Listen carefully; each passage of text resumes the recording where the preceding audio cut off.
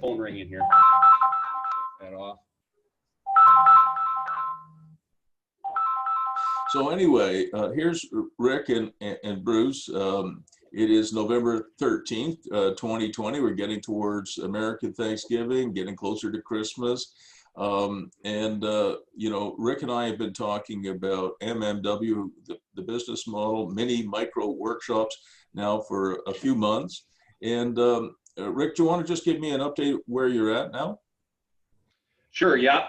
I think I was prompted to give you the update last night because I was just reflecting on my progress, trying to consider all things, trying to hold my feet to the fire, and yet at the same time implementing what positive intelligence taught me about having empathy for myself.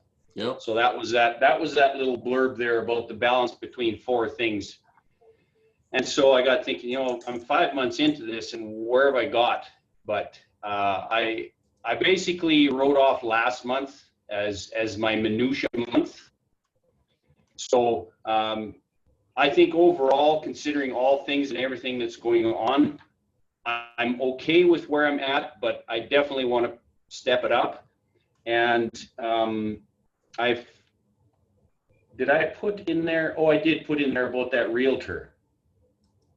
Yeah, the realtor I talked to. Now, Barry McGuire, when I said commercial, he automatically snapped into multifamily. So he also gave me a recommendation for a mortgage broker. And I am connected with the fellow that works with him. So I will get in touch with him. But I really just kind of wanted to pull back and say, okay, am I starting to get the cart before the horse here? Like this other realtor, good guy and everything, but I don't know if he's got the experience that I need. So he reached out to me yesterday and started asking me a bunch of questions. What are you looking for? What about this? What about that? Are you interested in buying business? So I just said, just hold on. I'm going to define exactly what I want. And it's on that topic that I felt that I just needed to stop and pull back, because if I haven't clearly defined exactly what I'm looking for, and I've got it up here, I just need to get it on paper for people that I talk to, people that I interview. And so that's kind of the focus of where I'm at right now, is to quickly get down on paper. This is what I'm looking for, folks. This is where I'm trying to go with it. So well, I don't want to get buried in details. Why don't we spend a moment now for you to describe to me what this first building looks like and where is it? It's in Edmonton. I'm thinking minimum of 15,000. I mean, if it's under that, depending on what it looks like and what options are for expansion, that would be fine. It's either in Edmonton or in one of the surrounding areas. Within 15 minutes would be ideal. I would like extra land available. And I really, really like that concept that you had either with the property in Saskatoon that Greg was looking at, or that other property in Brockville, I believe it was, the old Rona building. Yeah, that's just perfect. Yeah, I agree with that. Do you remember the Aikens Road building that we talked about? Yeah. I mean, just as a possible aside, I'll just share with the recording a couple of the other buildings that we have looked at. You remember this one here? Whoops, excuse me. You remember this one, which was in Kitchener-Waterloo?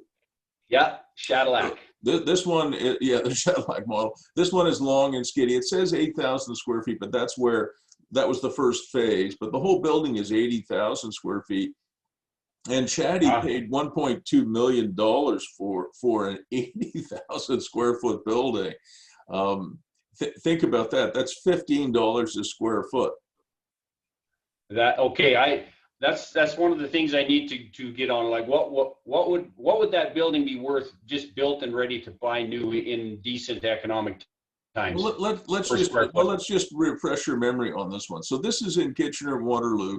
This building had been vacant for a long, long time, and the reason for that is that you can see here in this picture of the inside is it's a Yeah, long, skinny building, and it's only got 11'2" ceiling height.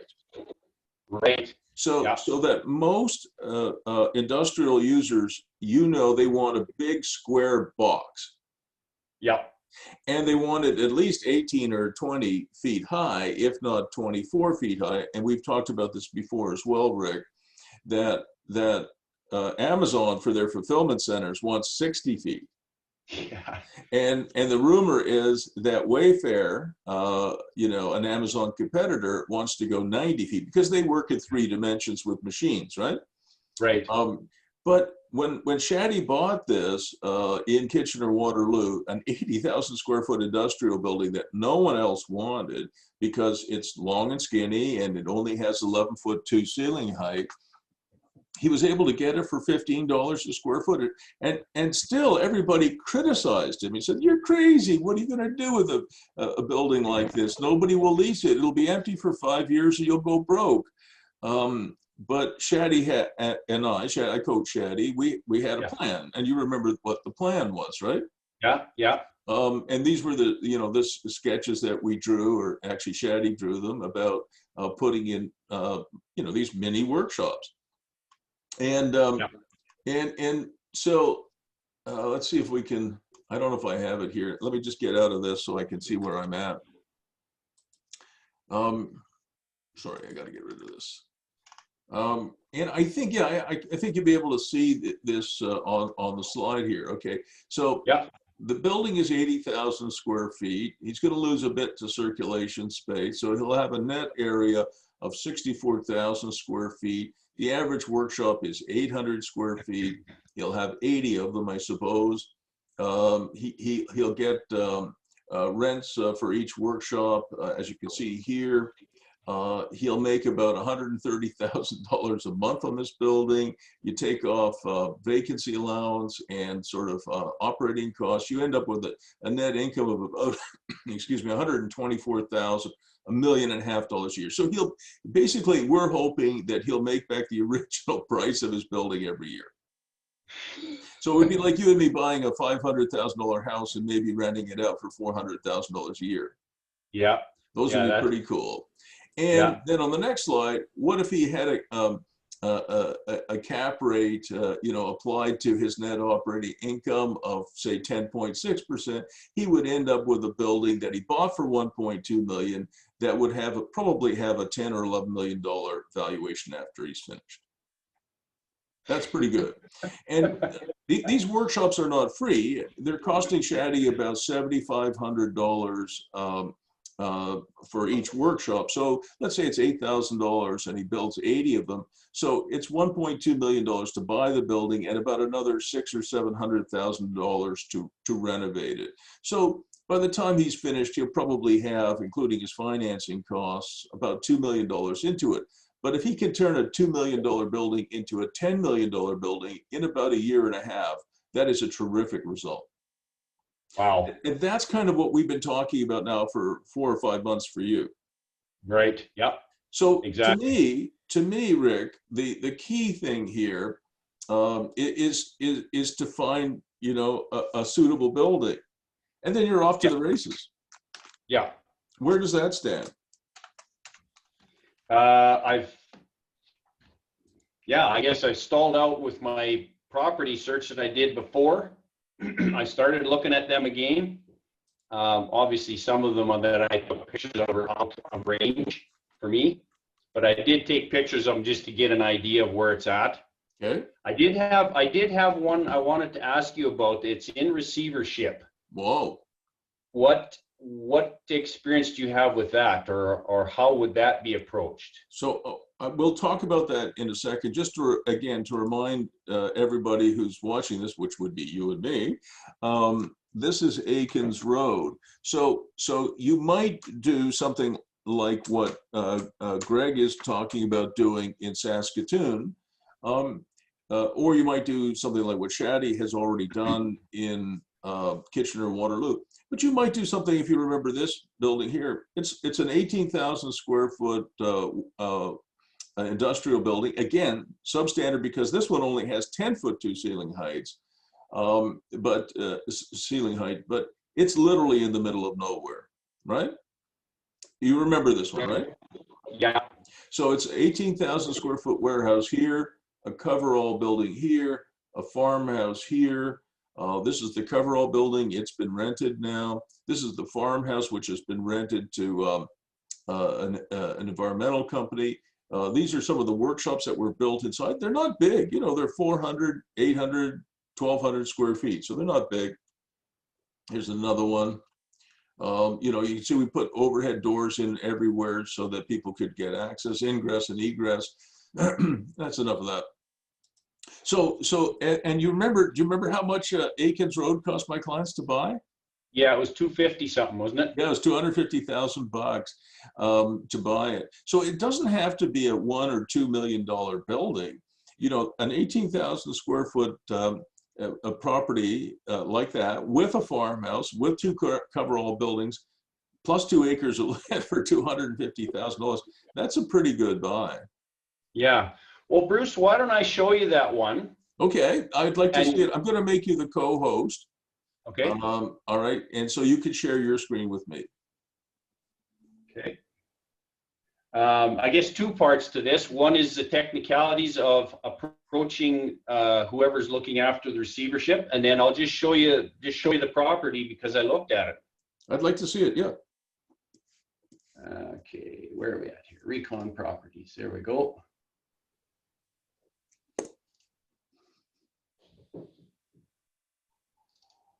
Okay. All right. Now, okay, how do we do this here, Bruce? Just share screen. If you wiggle waggle your cursor in the middle of the Zoom window, in the bottom, in the middle, you'll see a little green box. It says share screen. Right. Okay. Okay, that one there. There you go. Okay, can you see that? I do. Okay. All right. So I actually think I met the son of the owner years ago. The son was killed in a tragic train accident. He crossed the tracks with a tractor and it just obliterated him. But this is I'm sure this is his dad's building.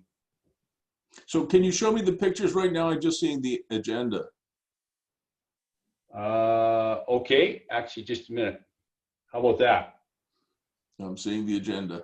I could. Oh, there you go. Very nice. Okay. What is I had it on the wrong.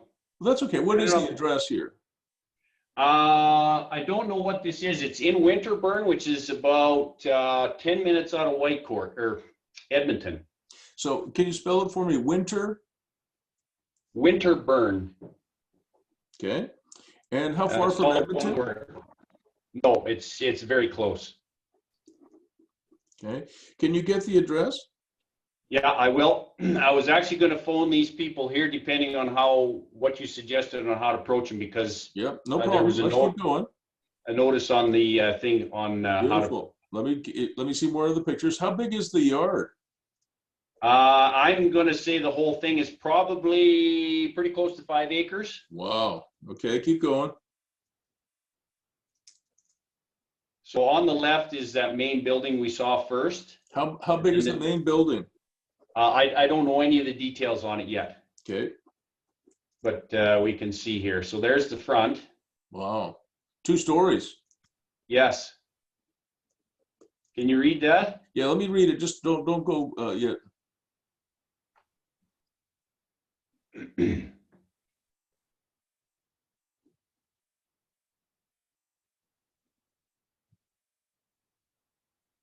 Okay, I've got it.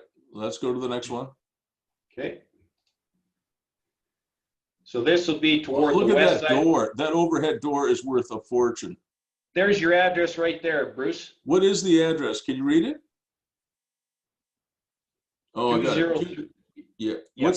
What's the street address? 107. 107. What is it? 20310 107. Doesn't say. Do you know what the street is? I should be able to find that on Google Maps very easy. Okay. Let's see some more of the pictures. Yeah. That overhead door is a gem. Yeah. Wow. Look at So that. then we got on the left here, we've got all this open parking space or what have you. Yeah. And that one strip is paved there. Yeah. This is only back out to the access street. Mm-hmm.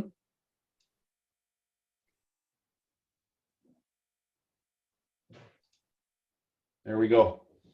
All right. So see if you can find, now switch over to Google Maps for me, and we'll see where we're at. So boot up Google Maps there, and let's find it.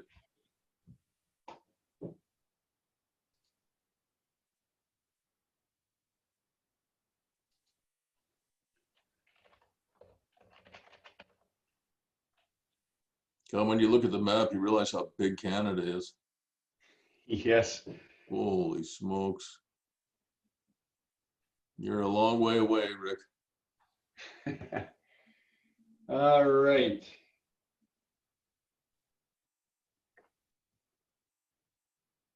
Okay, so it's got to be up in this Winterburn industrial area.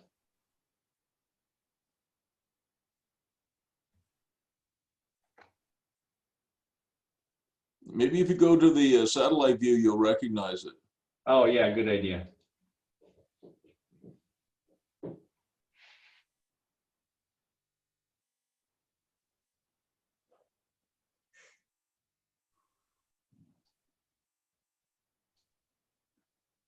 Hmm. 107.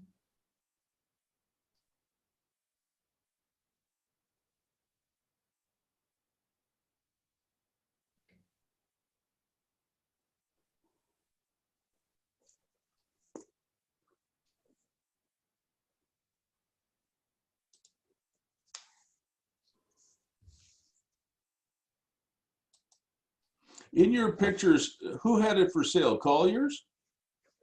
Back over here. Yeah. Let's see who it's Colliers, and his name is, or her name. Evelyn Stoke. Yeah, I'm going to just Google. Hang on a second. Evelyn. Yeah. Stolk, I think.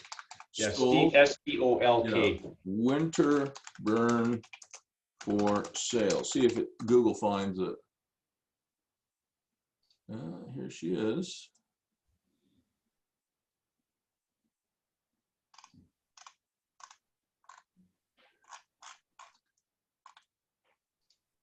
She's a vice president at Colliers. That doesn't really mean much. They probably have a million vice presidents, but I'm looking through her listings. All right, Horizon. Well, let's see what else. 310, 107th. Alberta.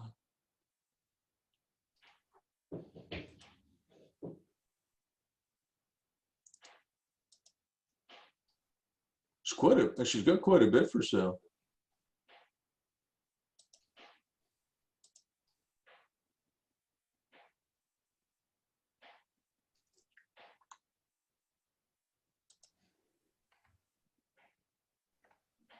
Wow.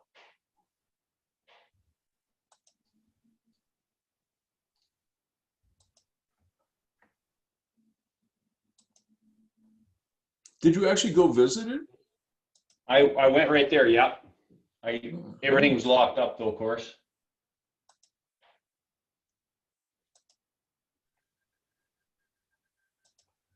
Boy, she's got a lot of really good stuff for sale. I think I've got it here. If you stop sharing your screen, I think I've got it. Okay, I think it's in the Winterburn Industrial East. I was looking in West. That's okay. Now I'll share my screen with you, and we'll see it here. So this is Evelyn's site, and look at that. It's got a reduced sale price. There it is, right there. Yeah. Yeah, I think this is it. So let's have a look. Available immediately. It's probably been on the market for quite some time. I quite like it just from a superficial look through. Come on, look at their site, how long it takes to resolve. I think they should fire their webmaster. Well, you're a pretty demanding guy. I have the patience of a fruit fly. So look at the size of this thing. Wow. Okay. It's building size. Look at the size of this thing. 36,000, almost 36,600 square feet. Land area, not quite as big as you thought, 3.4 acres. Main shop has 4 bays, 2 stories of offices. Oh my God, what a fine freestanding shop. That's excellent. What are they asking for it? 30-foot related. So we'll have to download. I'll download the brochure for you. Let's see. They're asking 3.95 million, but that doesn't mean anything. That's just a number they made up. All right, I'll download this. Have you got the brochure? I don't, but I can. No, I'm gonna. No, that would be nice. Since I've got it. Right, let's. You know what the expression TPO stands for, right? TPO. TPO. No. It stands for touch paper once. In other words, if we're doing something, you start it, you finish it. Right? No possibility of not finishing it. All right. Now, what is the address here? I got to make sure I got it. Oh, rats. I can't get out of this thing. All right. So this is Winterburn, available, Edmonton, 2020.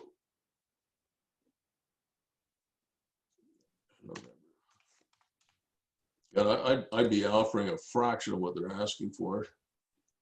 I mean, right now in Alberta, how many buildings are for sale? Lots. And this is also, you know, it's in the hands of a receiver. So who knows? We can make a real low ball bid for something like this. All right, let me grab this. Open, show, and folder. So I now have the flyer, and I am going to send it to you immediately. Right? That's what I mean by touch paper once. Yeah.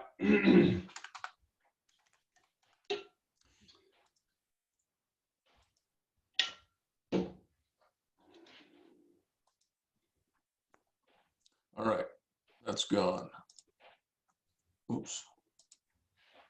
Should have it in a minute.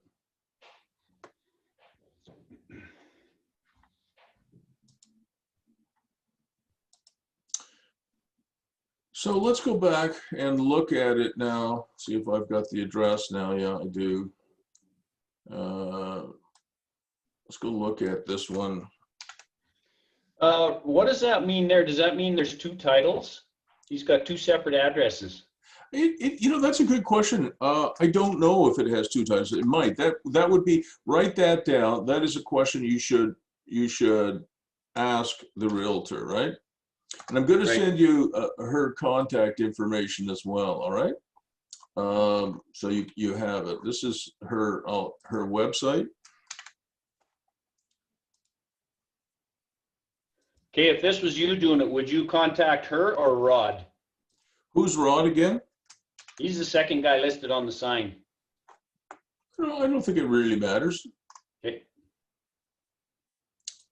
Hang on a sec.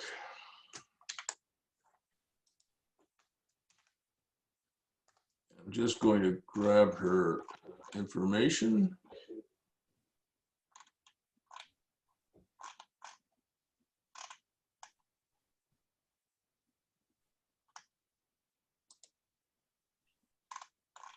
Oh, that's pathetic. Look, they don't put her number on there. That is pathetic.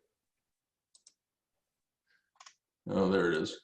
Oh, I don't want her. I want her mobile. There's her mobile. Okay, it'll be on your email in a second. So you've got her phone number, her cell number, And you've got the address and all this other good stuff. It's coming your way in a second.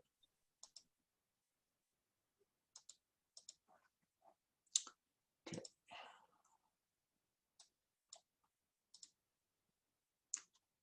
Now, the obvious thing would be for you to, if you had a realtor you like and trust, is to have the realtor call rather than you. It gives you a little bit of distance. Okay. But I don't think you have a realtor. Not yet. That was one of the things on this guy that I talked to. He's eager and I like his character, but like I said, I just don't know if I can afford to have him learn on my dollar. Well, he has to know what he's doing. How old is he? Mid-30s, mid-40s maybe. You know, by the time you're in your mid-30s, most people have a pretty good idea, you know, which way is up. Yeah. You don't think? Oh yeah, yeah. He comes with good recommendation. He's actually the son-in-law of the guy that runs the Rain Group now. Wow. And what's his name? Michel Lefleur. And where does he live? Edmonton. Okay. All right. So let's I'll stop sharing now for a second. All right. So you have this property that you're interested in. Why this particular property? Access. It's not in Edmonton. It's got good access. It's not very far off the Yellowhead Highway, probably not even 2 minutes off the Yellowhead Highway. The land to the north is being developed with brand new industrial. I liked the 2-story. I like the land that was there. I mean, it could use a little more land depending on what's put in there. It's a nice looking building. People, I think, would enjoy going to work there. I think so too. And according to this, have a look at this, Rick. According to this map here, Google Maps, this location, 107 Avenue Northwest, is 8 minutes from like downtown. Okay, Can that be right?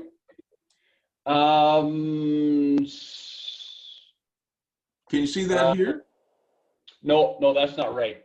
No? You're still in Edmonton there. Oh, okay.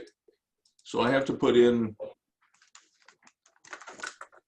Winterburn. All right, I got that. Oh, hang on a minute here. You're looking at that second address I was asking about. I wonder what this one is. I don't know. But the other one was 203. What was it? 20310, 107th Ave, Winterburn. Well, we're gonna see what this is. Oh, obviously we're we're in a residential neighborhood. Okay, I screwed up. So let me try again. It's frustrating not being able to get it right on the first go. It says 107. Okay. See if it finds it.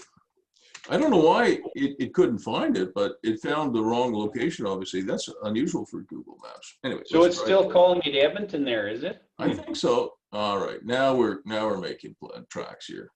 All right. So are we in the right place? No, we're still right in the middle of Edmonton. Oh, here we go. Yeah, here we go. No, this is it. All right. Now where's the damn building? Splashdown. It's got to be on the north side of 107th Ave. Well, all right. So this looks more realistic. So Winterburn is about 24 minutes from downtown. That sounds more like. That sounds a bit better. Okay, I get it now. All right. So how come I'm not able to find it though on the map? This is ridiculous. I guess out there in Alberta, you know, Google hasn't yet found. All right, so the address can't possibly be 10. It's got to be. All right, I think I know what's going on here. It's got to. This has got to be the address. It's got to be. It's got to be this.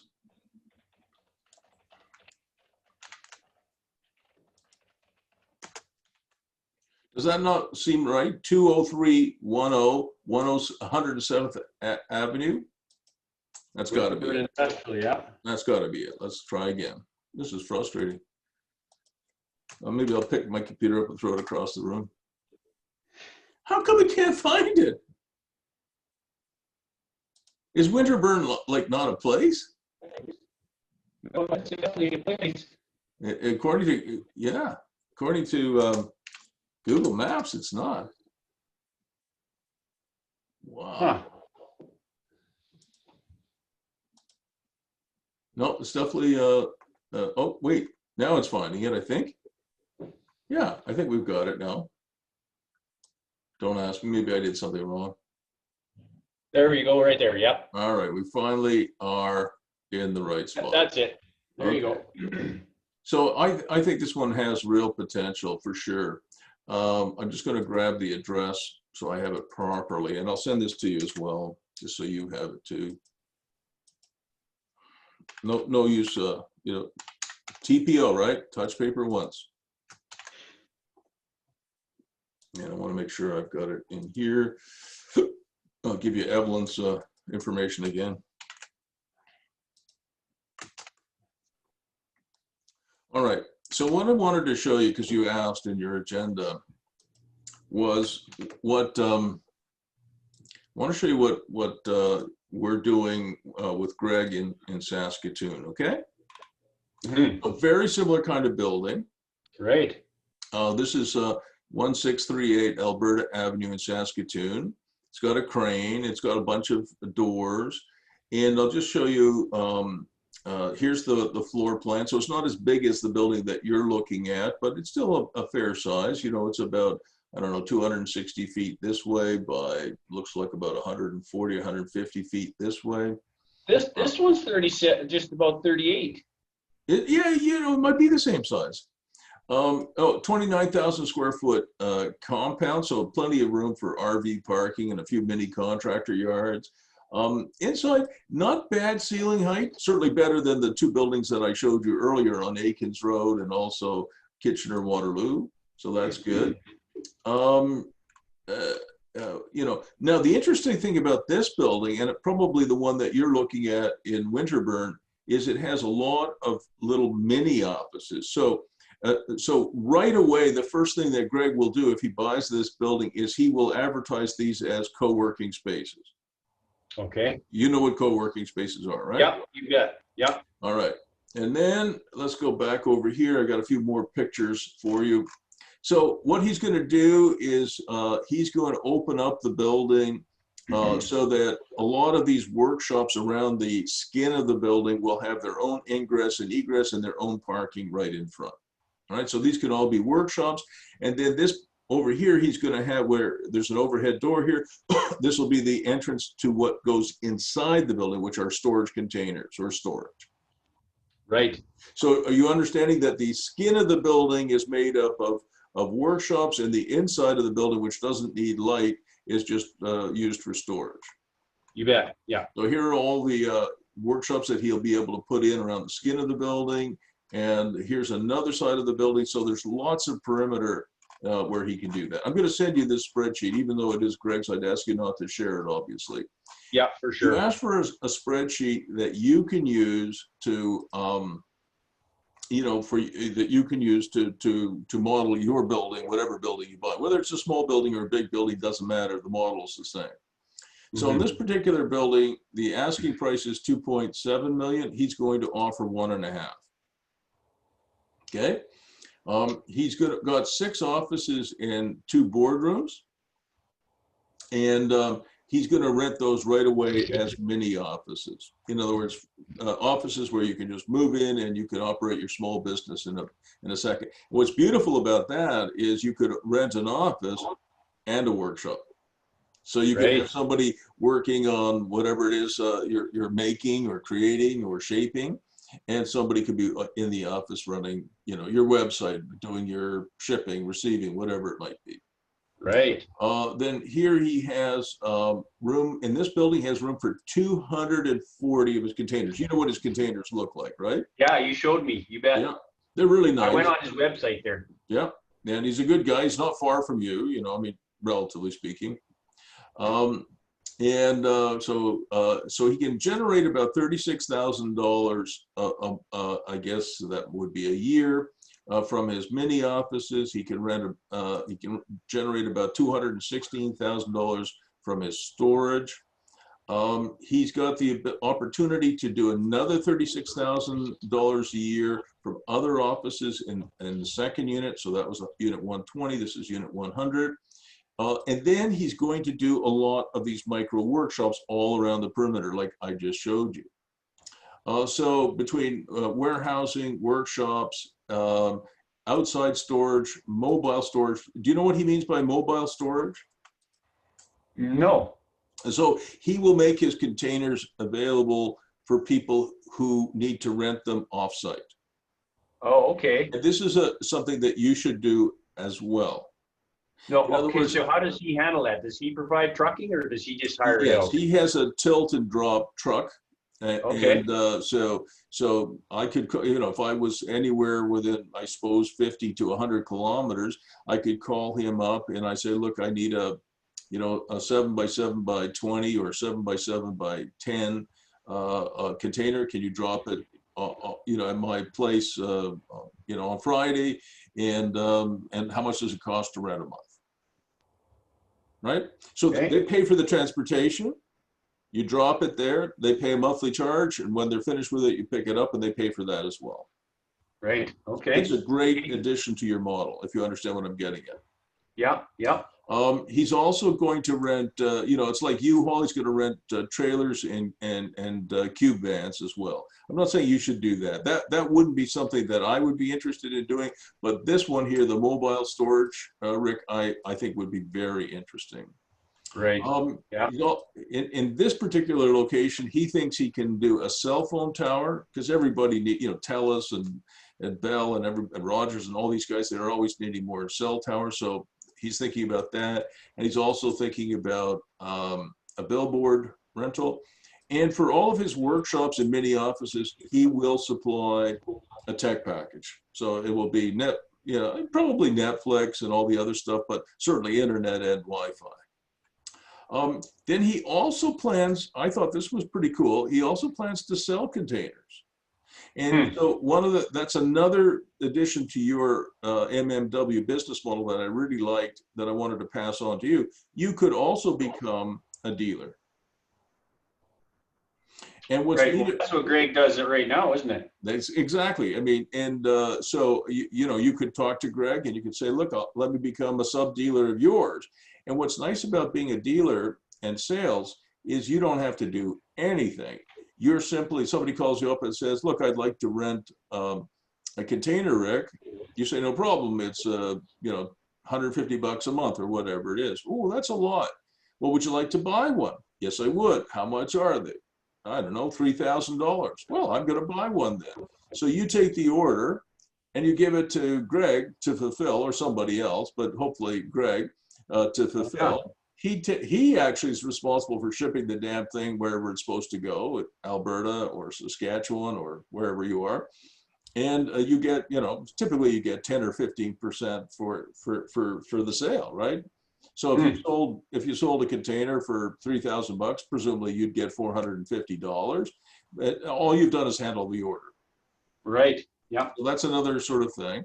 And then he's got some other revenue streams here. Insurance.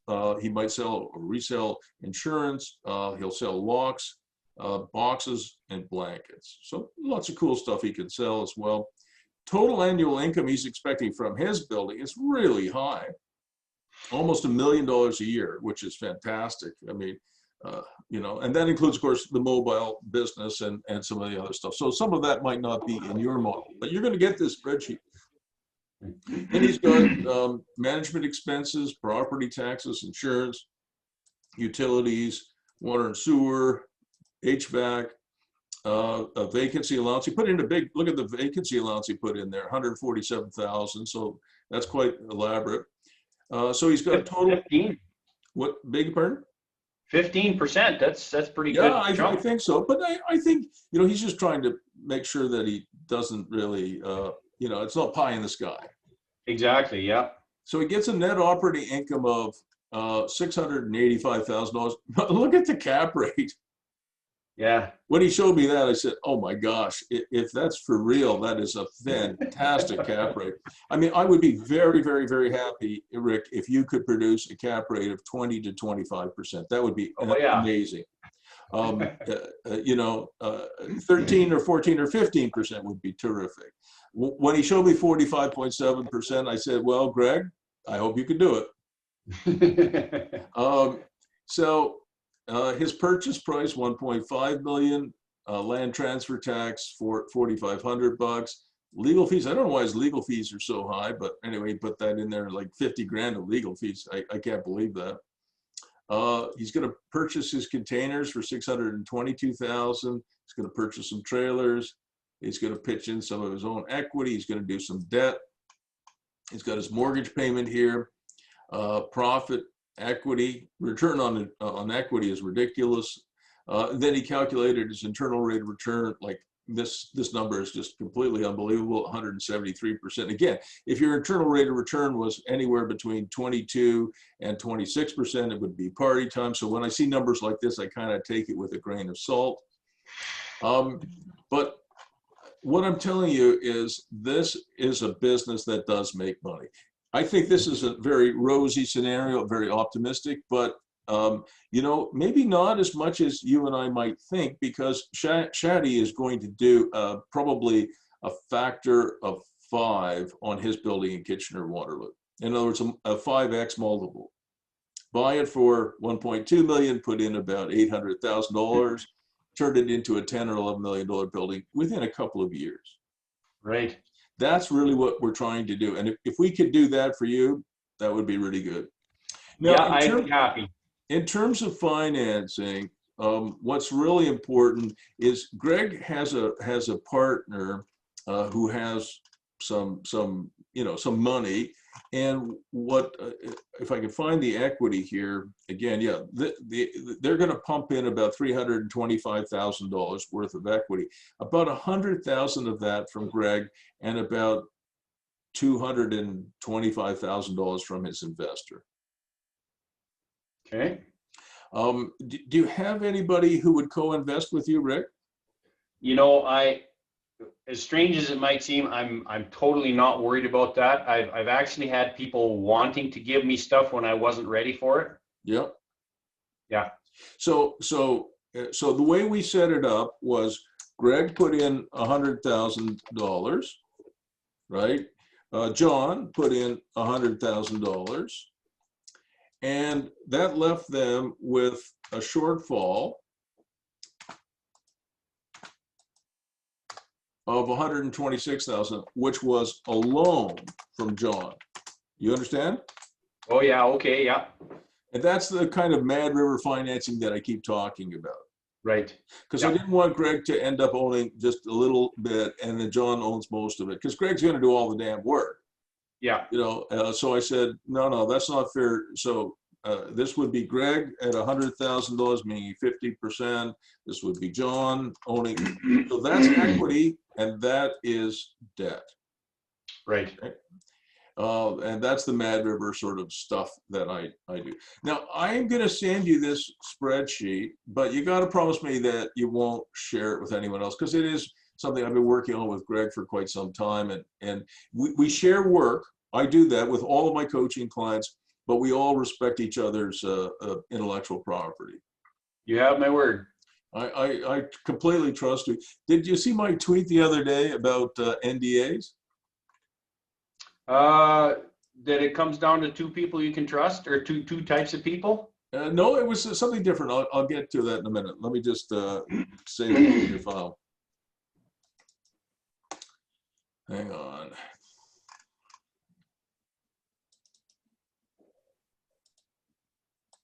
All right, I've saved it, and I'm just going to get rid of this. This is his stuff.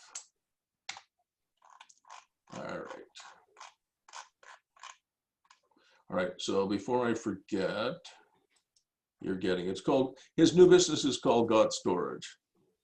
Oh, I love it. Yeah. Well, and it's just a continuation of what he's already doing.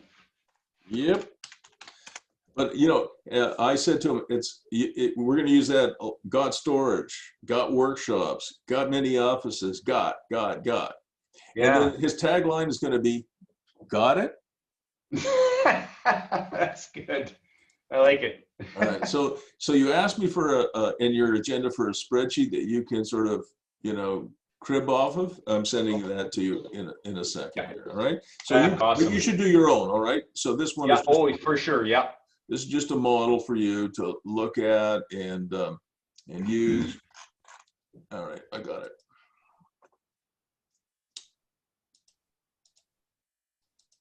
All right. All right, so that's there. What was the question you just asked me? Because I want to answer that question. That was a really good question you asked. Oh, the two title thing. No, it was the NDA thing that I wanted to talk about. So you said some people asked me recently, can you sign a non-disclosure agreement before we talk about our super secret real estate project? And I said, no. They said, well, why not? We need protection. I said, that's fine. You can protect it by not telling me. And they said, why do you refuse? And I said, because in my opinion, just my opinion, NDAs are useless. Why are they useless? It's just in my opinion. That's not a legal opinion. That's just me saying it. Because if you trust somebody, you don't need an NDA. If you don't trust somebody, you know, have you ever dealt with any Russians? They'll sign 10 NDAs, but they have no intention of keeping any one of them. So if you don't trust somebody, don't deal with them. And if you don't trust me, that's fine. Just keep your secrets. And they said, oh, well, okay. So we did the meeting, and it's a decent business model. There's nothing wrong with their business model, but it's only been done like 1,000 times before. Oh yeah, big secret. I mean, you know, they think it's brand new and it's never been done before. And I kind of burst their bubble. I didn't want to hurt their feelings, but I said, oh, I have about 12 or 13 clients who are already doing this. What? Yeah, I've got a client in Arizona doing it. I've got two in BC doing it. I've got another client, this is in Quebec, doing it. And if I think about it for a few more minutes, I've got another 8 or 10 of them. So it's not new, but that doesn't matter. It's a good business model. And they were very disappointed. But their NDA would have done nothing. Nothing. Yeah. There's no intellectual property there, at least that I can tell, that they have to protect. And if there was, they should only deal with people that they like and trust. Anyway, that's just my take on it. Yeah. All right. So now the next thing I want to talk to you about is this, Rick. How do you do, you asked me, how do you do, you know, how do you get an investor to help you out, right? What does that look like? You remember you put that in the agenda? On this one? Yeah. No, not investor. This was number 7, interview guidelines. No, I wrote it down. I did an hour and a half of preparation. Maybe I screwed up, but yeah. Jesus. I have it in my calendar. Hang on. Let me explain what, at least what I saw. What does a co-owner agreement look like? Oh, okay. Yeah. Sorry. At least that was in your agenda. Yeah. Sorry. I didn't understand that. Yeah. Okay. So let me show you a couple of things on that. Okay. Because if you're going to take in an investor, now, by the way, you need to have a lawyer help you with this. Okay. I'm a lowly engineer, a lowly realtor, and a coach. But I do a lot of this work. So, you know, I can help you with it, but you definitely need a lawyer because Alberta's laws will be different from Ontario. You know, North Dakota is different from, you know, Idaho, and Idaho is different from California. So you need that. But let me show you what I just did. Do you remember my Belleville project? Sure do. All right. So this is, I made a presentation and I prepared this letter of agreement. I did it myself, which tells you that I should tell you, don't do that. Get a lawyer to help you with this. So it says, yes, count me in. I'd like to be a co-venturer in this exciting project at 249253 Front Street, Belleville. Here is my offer. So this is their offer to me. I attach my check in the amount of $4,165 as my equity contribution towards the purchase of an 11.1% ownership interest in the property. In addition to that, I'm going to lend the project $40,000. Can you see that here? You bet. And that's going to go to this law firm, SKS Law, Limited Partnership in Trust.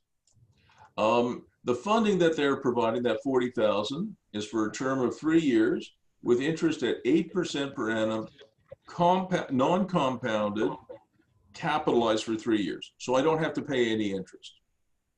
Okay. So every one of these co-investors or co-venturers loaned the project $40,000 at 8%, but that is capitalized and paid at the end.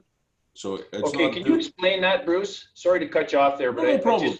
So it means, let's say you were lending me $40,000 to help me with my Belleville project. And I say, that's great. Thanks, Rick. I'm going to sign a promissory note. I, Bruce Firestone, promise to repay Rick $40,000 in 3 years with 8% interest, non-compounded, capitalized.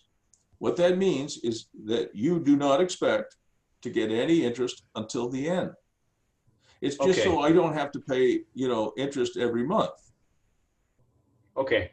As an entrepreneur, and I'm just like you, I'm an entrepreneur. I'm still working for a living, for goodness sake. So as an entrepreneur, it just helps me with my cash flow. Right. Okay. All right. And if you think it through, all right, I'm going to stop sharing just for a moment. If you think it through, you are an investor in my Belleville project. You lend me $40,000. I owe you 8% interest on it, which is $3,200 a year. But I'm not paying you that. I'm just capitalizing it till the end on a non-compounding basis, which means I owe you $3,200 times 3, which is about $9,600 plus your 40. So at the end of 3 years, I owe you about $49,000. Right. Okay. But here's the cool thing about it. I'm hoping that the project has gone up in value and that I can remortgage within that time period, maybe in a year or two, or not later than 3 years, take a bunch of money out of the building and pay you back. So I'm hoping that that $40,000 plus the unpaid interest, I'll never actually have to write that check. Right. But if I fail, if my project's not very successful, I'm on the hook for that $49,000. Right. Okay. Right? Yeah. But that's a typical Mad River style investing. Okay. You have to have confidence in yourself, Rick, as I do. I mean, I never made money, running a hockey team. Well, that's not true. I made a little bit of money here and there, but overall, I lost money running a hockey team. I ran a newspaper. I lost money at that. I ran a sign company. I lost money at that. So when I look in the mirror, I realize, there's an idiot looking back at me because my wife made me, I'm going to show you something. She made me put this in my briefcase, and I carried it around for 10 years.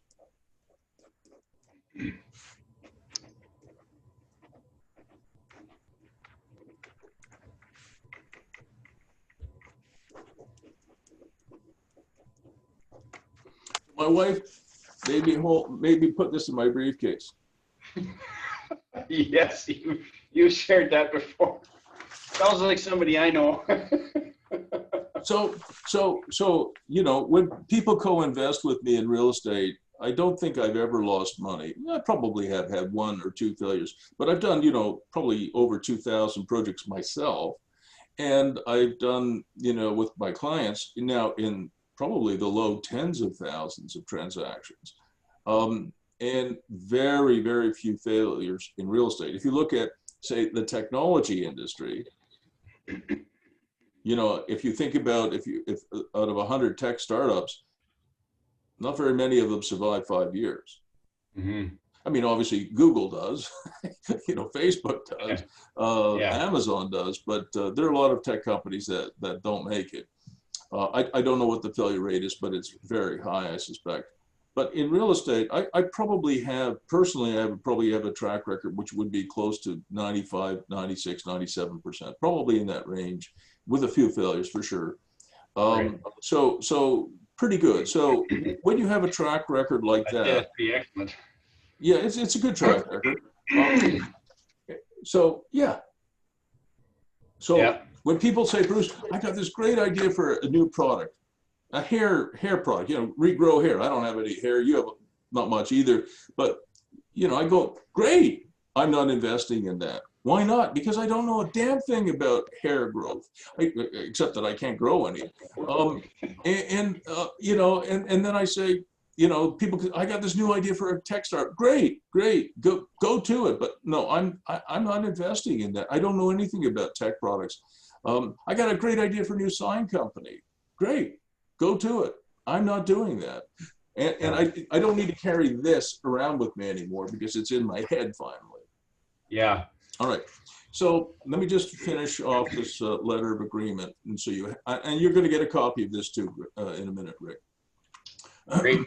It is understood that said funding shall be open and may be repaid at any time, I should say during the term, without notice, penalty, or bonus.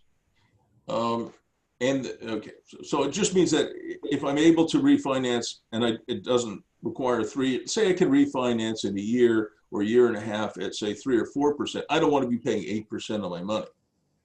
Right. So I can prepay them anytime within that 3 years, anytime. Right. Okay. That's enough of that. So I'm going to save this. I'm going to send you this. And this is not good enough for you to use. You absolutely have to do a better job. The reason this worked for me is that the four guys who co-invested with me in Belleville, they're all buddies. I could have written this on a napkin. They wouldn't care. They would have just given it to me on a handshake. Right. Yeah. But for totally you, understood. this is not good enough. So Yeah, it's just an example for me. it's just an example. All right. So I'll call this a LOA, letter of agreement, and I'm going to send it to you now. But you would draft it up properly with a lawyer, and he or she will do a much better job than I did. Right. So there you go. All right. So that's enough of that. Then I did go to my lawyer, and he drew up a proper agreement. It's called a co-owners agreement or co-venturer agreement. Okay. Okay.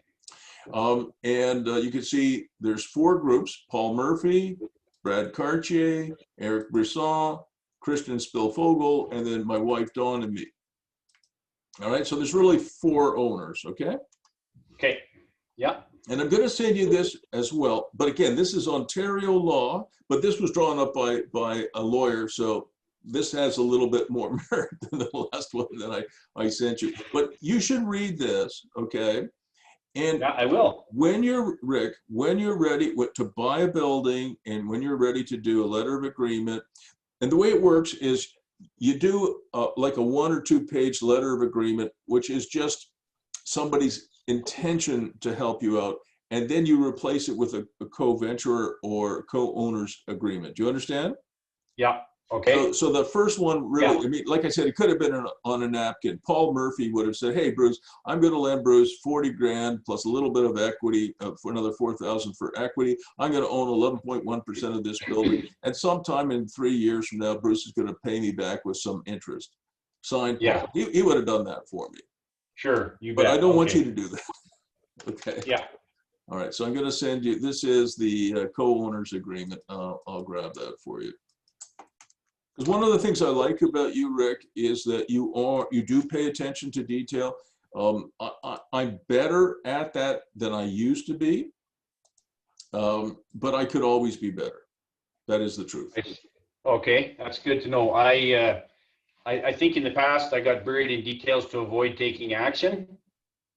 Yeah, well, we want to be some kind of combination of you and me. Like I'm the guy, I'm the New York cop, right? Bang, bang, bang, stop. Yeah.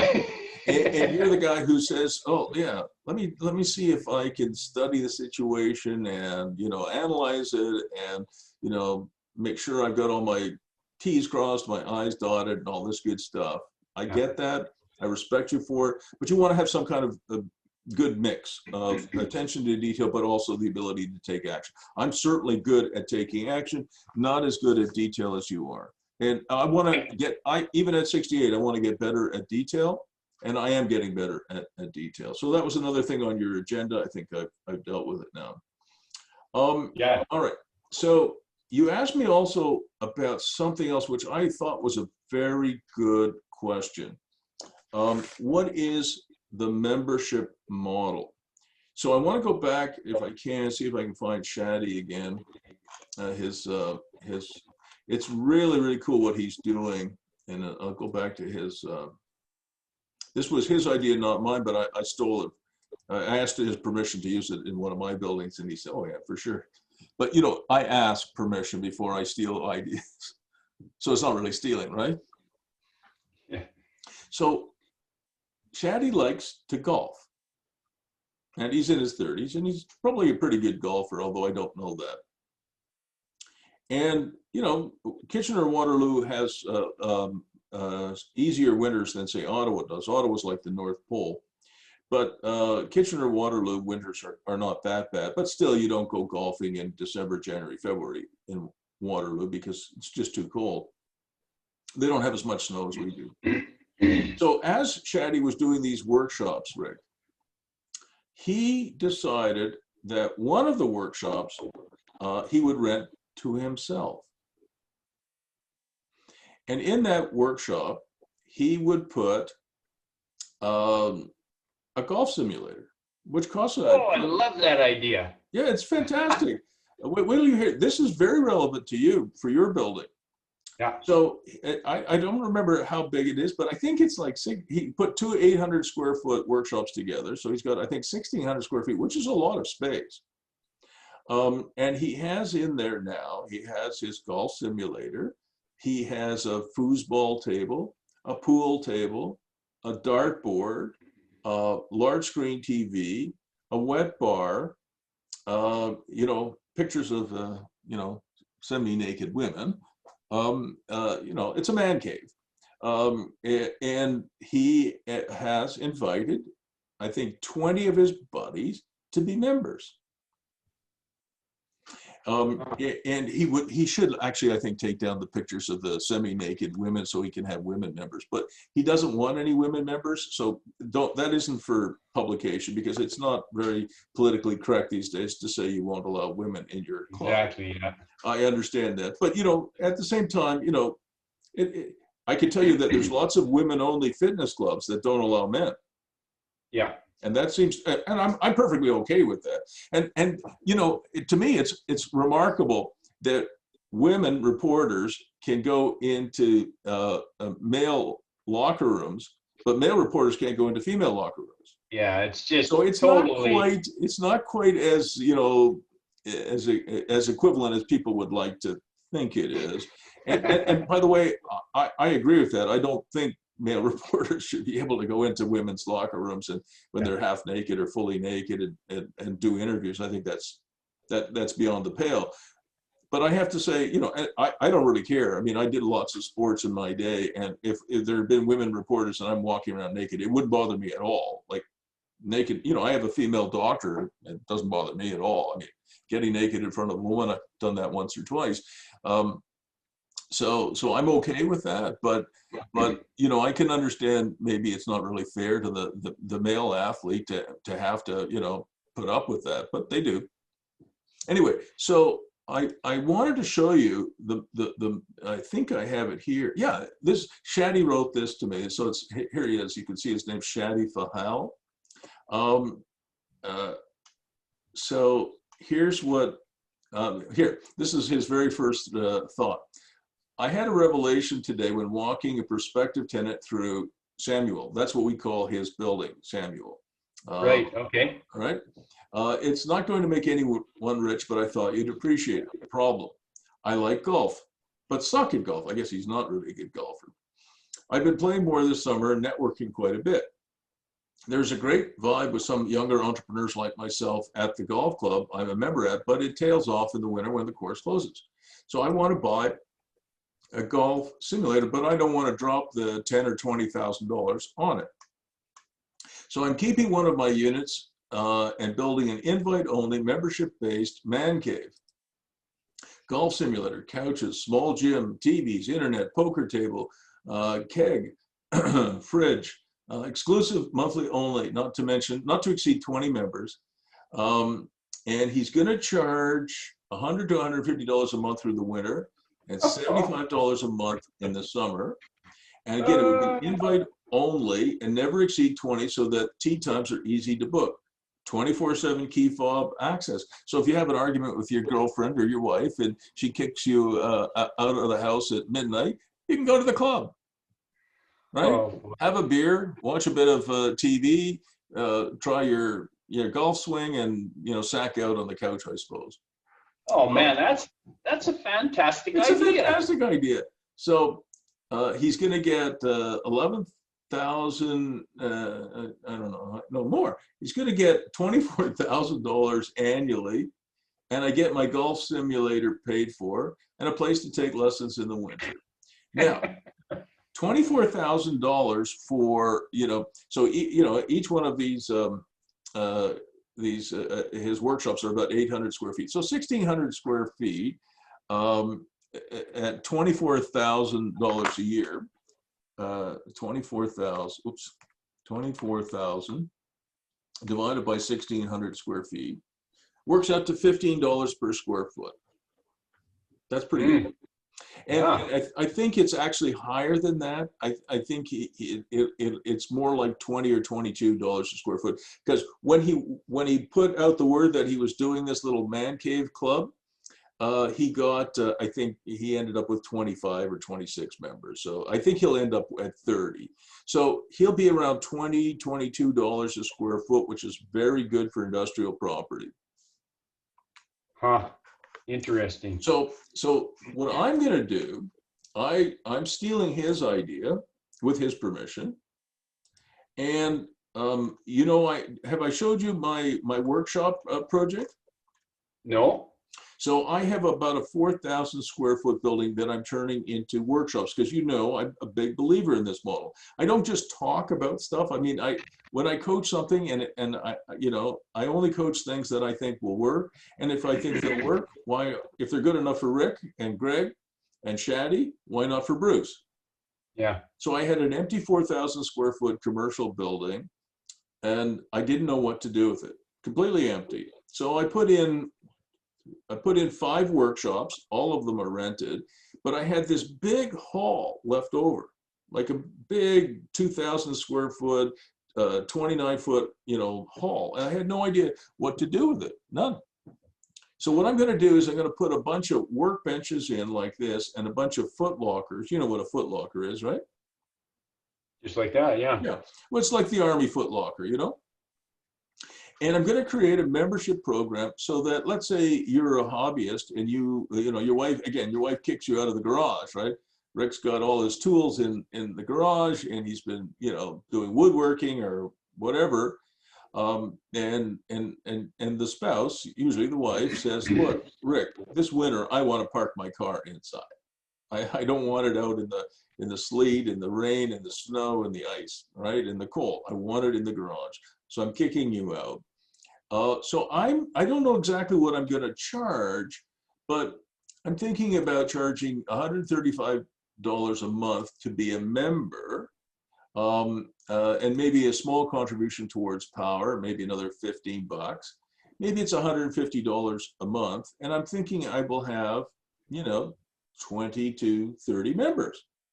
So this 2,000 square foot hall, if I get, if I'm lucky, I get 30 members at $150.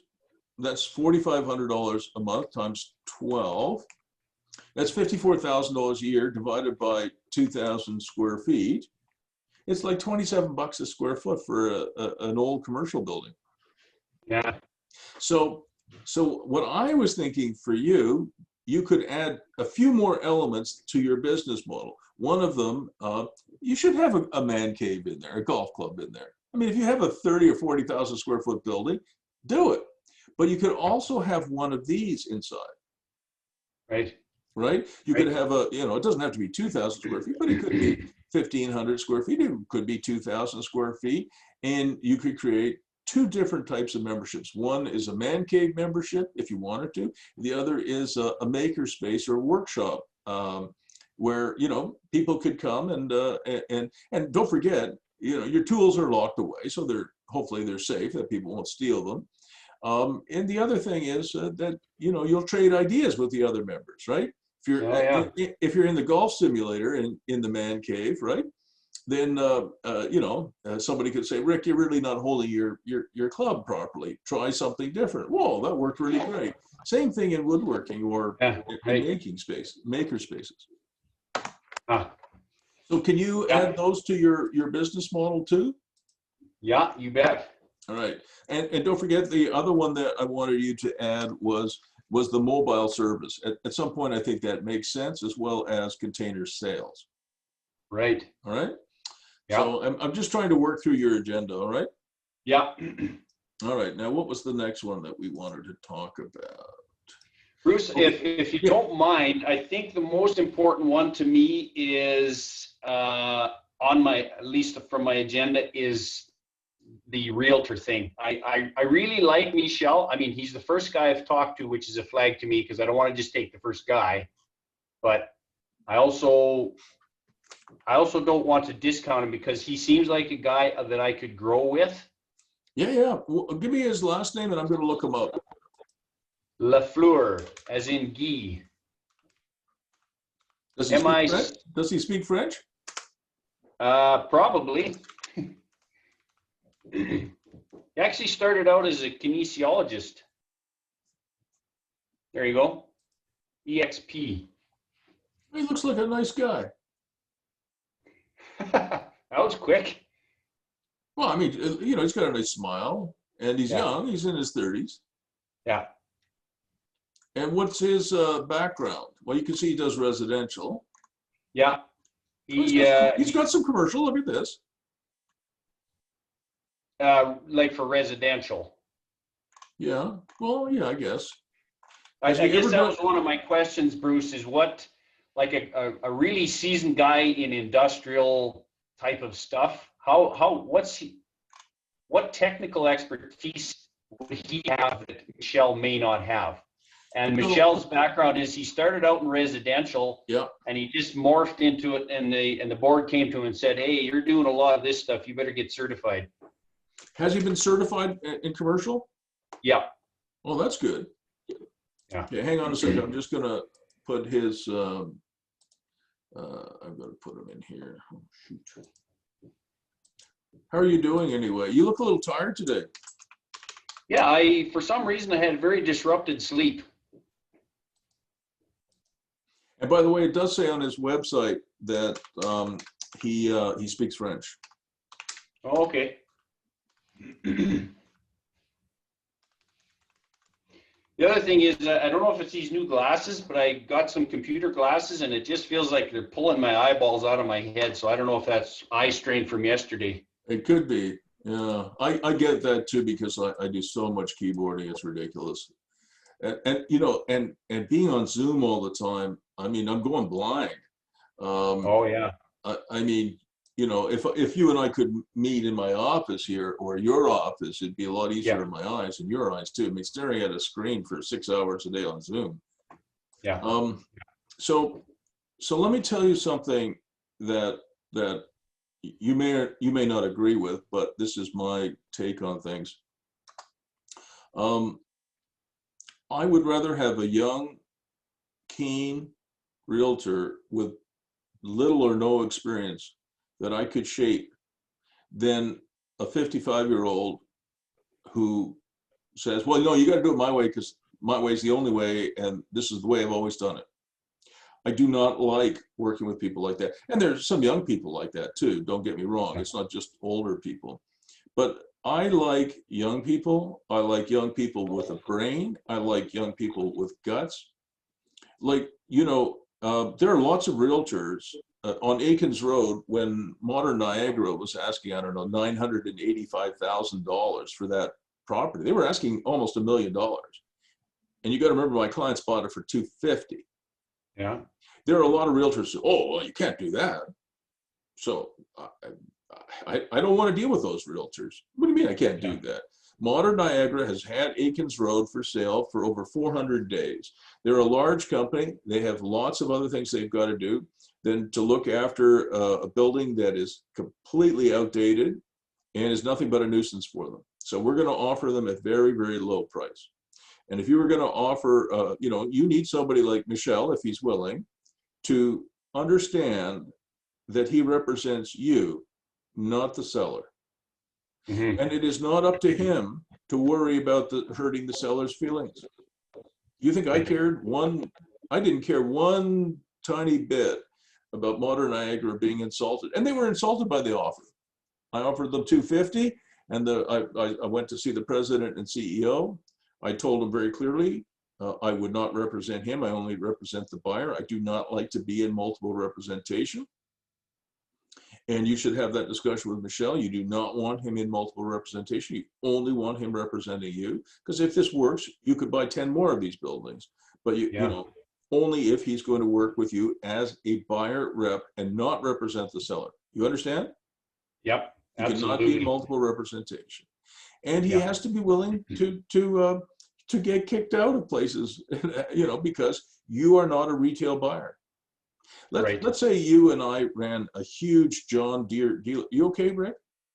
Yeah, no, I just got ETI. Thanks for asking though, Bruce. Appreciate it. Yeah, just want to make sure you're okay. So let's say you and I were running a huge, successful, John Deere network of dealerships. We have 15 dealerships in Alberta, and you are worth $100 million, and I'm worth $50 million.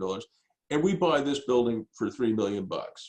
That's fine, because we're retail buyers. We don't. I mean, it does matter, but we don't really care whether we pay $1 million or $2 million or $3 million. We need that building for another, thing that we're doing. We're worth hundreds of millions of dollars. We're doing hundreds of millions of dollars a year. That's a retail buyer. Same thing in residential. Michel has a few buyers, somebody who works for the Alberta government, and his wife is a dentist. She makes $400,000 a year. He makes $200,000 a year. They have a family income of $600,000 a year. They can buy the most beautiful house in Edmonton for $3 or $3.5 million without breaking a sweat. Those are retail buyers. Right. That's not me. And maybe it's not you either. I would not buy a $3.5 million house. I would not. I'm not interested in having a house where I have to pay the kind of money you have to pay to maintain that property, as well as, of course, pay the property taxes. So people like us are wholesale buyers. And if Michel's not comfortable, that's the number one thing I think you have to deal with Michel. If he understands that you want somebody who understands that you make money in real estate when you buy. If you pay $3 million for this building and this thing doesn't work out, are you going to be able to sell that building for $3 million? It might be difficult. Yeah. So a wholesale buyer buys low and is not afraid of making an offer. Look, this property's in receivership. Hey, listen, I'll give you $1 million for it. Oh, no, we want $3.5 million. Well, good luck. Sell it to a retail buyer. You want $1 million? I'll close in 2 months. You'll get $1 million and move on. That is a very appealing thing to receivers. They do not like to be bogged down. You understand that? I can imagine. No, they don't. They make money by going in and getting out, right? It's like an auctioneer. Auctioneers don't want to be left with a lot of stuff unsold. They don't make much money if that happens. Okay. All right. So Michel has to be willing to understand the model and represent you aggressively. Politely, but aggressively. And so when I went in with the offer for $250,000, it was in September. I think it was September 2014. And the president and CEO of Modern Niagara kicked me out. He said, "This offer is insulting." I said, "Oh, well, I'm sorry you feel that way." I said, it's been on for sale for a long time, and my clients want to take it off your hands and get it off your plate. No, well, I'm not so. We're asking $985. This is ridiculous. And then I went back, I think it was in December, or actually it might have been January, still for sale. And, I went back and I said, look, I'd like to come back and at least talk to you for another 15 or 20 minutes. So I did, and he said, well, you've got to do better. I said, well, no, it's the offer is the same. It's 250, but you know, you're just going to keep it for another year or two. It's going to continue to degrade. It's going to continue to devalue. You're still going to have to pay the property taxes and maintain the place. It's a pain in the neck for you. Just sell it, get rid of it, get it off your plate. And he agreed. I think it was December, and his year end was December 31st. So I think he wanted to get it done before the end of the year. I don't remember exactly. It's now 6 years ago. But they got it for 250, and they've had it appraised at 1.95 million. Yeah. All right. So that's like almost 8 times, I guess. Yeah. You know, now they put some money into it too. They put $450,000 of improvements in there, but so it's gone from, you know, 700,000 to 1.95 million. So really more like a 2.5 times. But still, you know, if you can get that kind of result, again, it would be like you and me buying a house for $500,000 and a few years later being able to sell it for $1.5 million. Right. That would be pretty cool. All right. So I think you have this discussion with Michelle. All right. Right. And see if you look, what I would do if he's willing is I would add him to one of these calls. Okay, perfect. I think you should, assuming that he is willing to learn. If he's not open to learning, and he's not open to being your representative and only your representative, and he's not willing to understand that you're a wholesale buyer, doesn't mean you're a stupid buyer, doesn't mean you're a bad buyer, it just means that you have to be careful. Yeah. All right. So anyway, I would like you to add him to this. Okay.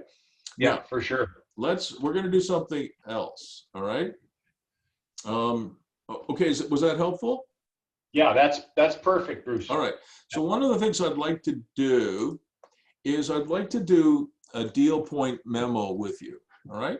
I think that's worth it. And by the way, if you introduce me to Michelle, he can pay Century 21 where I work a referral fee. Like, it doesn't cost you a dime. Sure. I mean, you know, if you did, I mean, you don't have to, but because I'm a real estate broker, I'm allowed to sort of get a referral fee on this. And so like if he gets on a $1 million transaction, he got say 2.5%, that's $25,000. Typically he would give somebody like me or Century 21 a 30% fee. So, you know, out of that 25 grand, Century 21 would get about $8,000. Sure. Maybe it'd be $7,500. But I mean, listen, it's entirely up to you. But if you say, look, I've got a coach and he's also a real estate broker, add him to a call. I think I could probably teach him a lot too. Yeah, absolutely. All right. So let's go back and let's go, let's do this deal points memo. Give me the address again. 20310. Hold on a second. 20310. 107th Ave. Edmonton North, Avenue Northeast. Edmonton. I think it's probably Winterburn. I don't know. All right. So what we're going to do is we're going to do a deal points memo. 20310 107th Avenue Northeast, Winterburn, Alberta. Okay. And so do you know what a deal points memo is? Yeah, you went over it there last time. Yeah, I think so. But we didn't do one for you on a particular building, did we? No, sir. I don't think so. So I'm going to put that in here. November, and this will help the young fellow, and it'll help you too, but it'll help the young fellow a lot. November 13th. Oops, yeah, I got that right.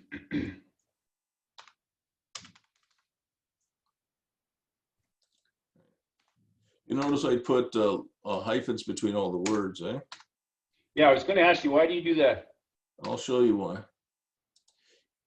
If I put this into Dropbox, and I create a link and I leave blank spaces, Dropbox, and in fact, the internet fills in all of those spaces with odd characters.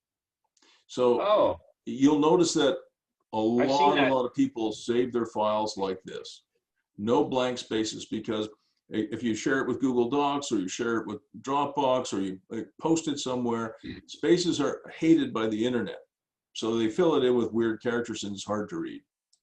I've seen that and wondered why that happened. Okay, now I know. All right. So what's the asking price on this thing again? That was 3.5 or something, wasn't it? Yeah, something like that. I've got it here in front of me. Hang on. Yeah, 3.95 million. All right. 95. So we're going to offer them 1.52 million. That's just a number. You have to think it through. Yeah. It's I've got this now. The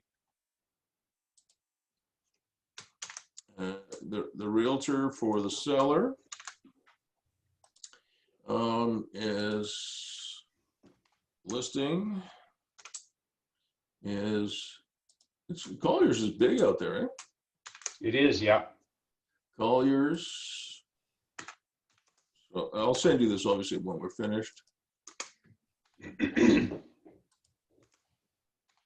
what was her name again? The lady who had it? Volk. Yeah, I think so. Evelyn Volk. Hopefully I didn't screw it up. Oh, here we are. Beautiful. Oh, shoot.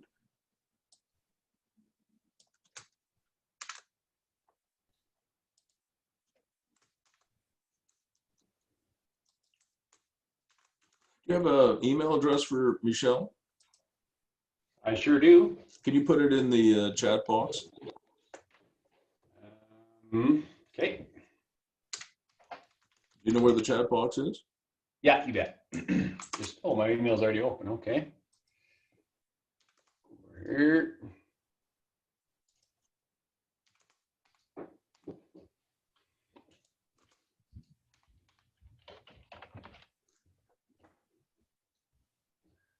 Lafleur.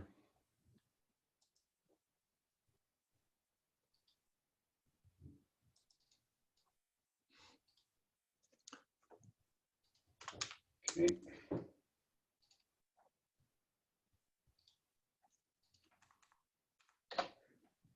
Perfect. And you have a cell number for him? Oh, yes.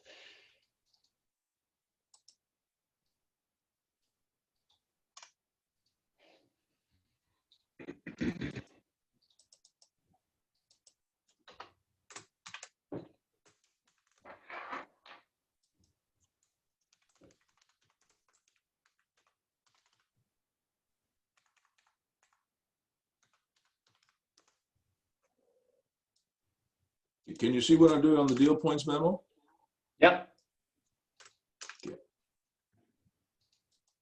And you notice how I always save email addresses like this.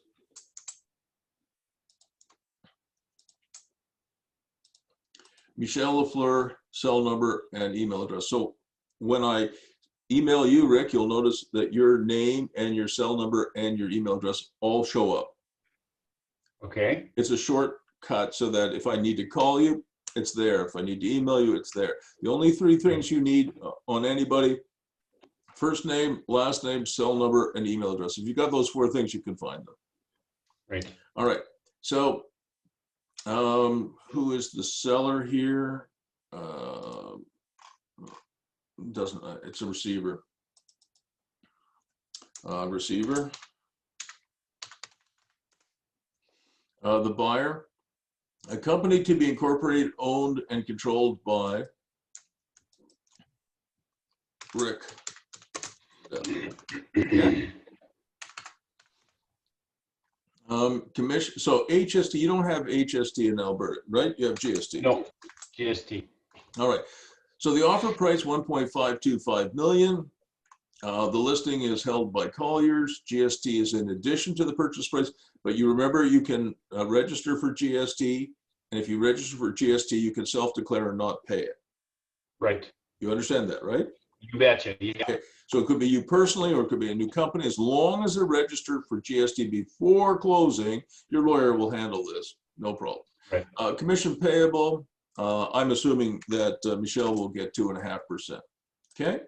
And it will be paid to the buyer rep payable by the seller or the seller's agent on completion. So you don't pay it, the seller does, okay? So Michelle gets a little bit of money, and if you're nice to your old professor, I might get a little bit of money out of this too. Yes. The lawyer for the seller, we don't know. Lawyer for your buyer, have you picked a lawyer yet? I thought I had one, but Barry doesn't do this type of thing. He's Okay, so mostly forget it. You'll residential. have to, TBD means to be determined. Mortgage Right. broker, have you got a mortgage broker? That's the guy I'm going to talk to hopefully this week. Okay, to be determined. Status of the buyer, you're a citizen of Canada, right? Yeah. That's important because if you're not a citizen of the country, there's a withholding tax. So citizen of Canada, and if you do incorporate a company, which you probably will, to own something like this, it would be a Canadian controlled corporation. Right. Okay. Conditions for you: legal review of the agreement, building inspection, financing, insurance, phase 1 environmental assessment, and possibly phase 2, a zoning pre-consultation with the municipality, and a review of all deliveries. Do you understand all of that? Yes, I do. You bet. Okay. Next, the buyer is hereby appointed by seller as his agent for the purposes of due diligence. So in the actual agreement, you've got to remind Michelle, he's got to actually put this stuff in the agreement, because if he forgets one of these things, it's a problem for you. So if you buy a property like this and you want to go and talk to the Ministry of Environment in Alberta if there's been any spills on this property, they will not talk to you because you don't own this property. Right. But if in the agreement of purchase and sale, this paragraph is in there, they've appointed you as their agent, it's as if you owned it, and then the ministry will talk to you and the city will talk to you. You understand? Right. All right, so you need to have that in there. Yeah. It's now getting on, so I think it's still probably okay. We'll make it conditional until the 22nd of January. So you would have, if let's say you put this offer in and you tie up the building, you would have basically 2 months to firm up your conditions, to get all your financing done, to get all your equity in, to do all your work. All right.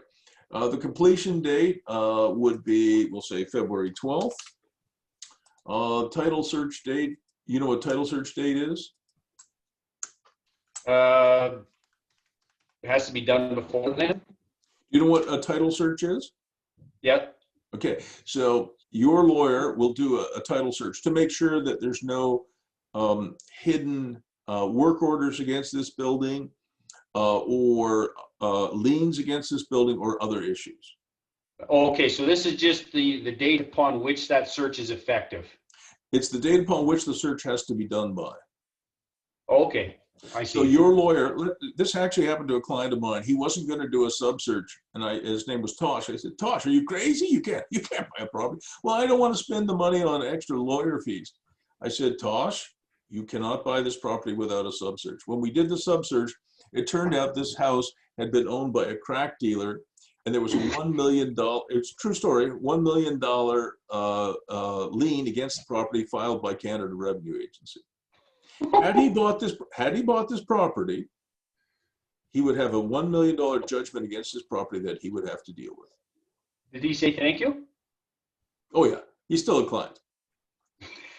He didn't buy that property. I mean, nobody can buy that property until that lien is dealt with it, and the guy's in jail. So I have no idea how anybody will resolve that. That's a very, very difficult situation. What really should happen is Canada should seize these assets, sell them, and if Canada owns it and sells it, then they can provide clear title. Right. But just buying a pig in a poke is a bad idea, Rick. So that's an important thing. What are you okay with a $10,000 deposit? Yeah, we'll figure it out. You bet. Okay, and we'll make it within 5 business days. So you don't put the check with the offer. If everybody has accepted this offer, then 5 days later you need to give them 10 grand. Okay, great. And it goes to the seller's realtor in trust. So it goes to Colliers International in Trust. Now, we're going to ask, I'm recommending anyway, that you ask for 25% of the purchase price comes back to you as a seller take-back mortgage for a term of 3 years from the date of completion with interest at 3.5%, paid interest only, paid monthly in arrears, postponable to a first mortgage not to exceed 65%. That means if you get that, you'll have 90% financing. Right. And that means you only have to come up with 10%. Right. So 10% of 1.525 million is about 150,000 plus land transfer tax or whatever you call it in Alberta, plus some closing costs, plus some legal fees. You probably need to find about 180 grand to close this deal. Right. And you recall that for some of the improvements that you have to make, you're going to apply for a small business loan. Remember this small business loan we talked about? Yeah, you betcha. Right. That is a really good program. And one of the things that you should probably do when you're talking to your mortgage broker is ask him or her if they're familiar with the small business loan program and if they can just help you with that. They may not be able to, but some actually can do it. And I think when I was younger, the SBL, but the maximum that they could loan was $350,000. But today I think it's $1 million, and it's perfect for what you want to do. It's for leasehold improvements. So for for partitions and lights and stuff, all the stuff that you want to do. On the containers, Greg Yelland is hooked up with a financing company. So the containers you can just do lease financing if you know what lease financing is.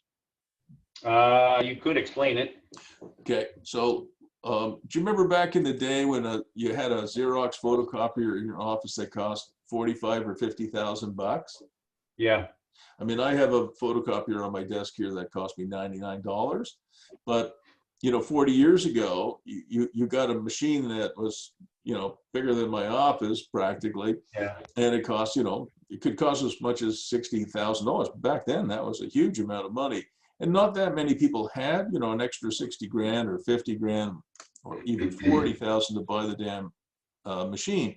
So Xerox had a leasing company, lease financing. Okay. It's the same thing as when you buy a car, only you don't buy it, you lease it. Oh, okay. So it's called lease financing. So with let's say you needed, you wouldn't put 120 containers in your building overnight. You don't have any clients. You might put 10 in there. Yeah. And say each container costs you $2,500. It's $25,000 to put 10 containers in there. And what typically you can do is a lease financing company will ask you to put 10% down, so $2,500 down, and they'll finance the rest for you probably over 60 months. Very similar to car financing. Okay. Okay. All right. It's called lease financing. So in terms of financing, once you get a hold of the building, you're going to need a small business loan to do the fit up stuff, and you're going to need lease financing to do the container thing. All right. Okay. Yeah. All right. Let's keep going on this deal point thing.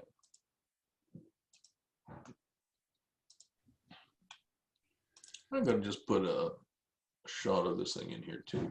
I like putting a picture in. This is a fantastic building. I wish we had buildings like this in Ottawa. Ottawa buildings don't, we just don't have the same industrial capacity that you have out there in Alberta. Not Toronto does, but Ottawa does not. Right. Okay.